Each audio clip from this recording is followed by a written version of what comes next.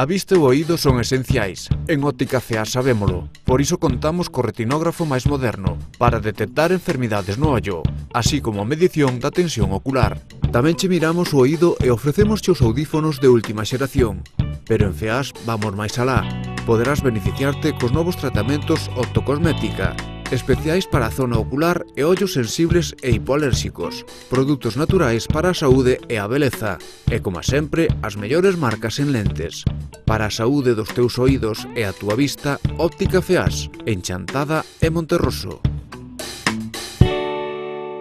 Manuel Javier Goyanes será o número 2 na lista do PP de Chantada de cara ás vindeiras eleccións municipais.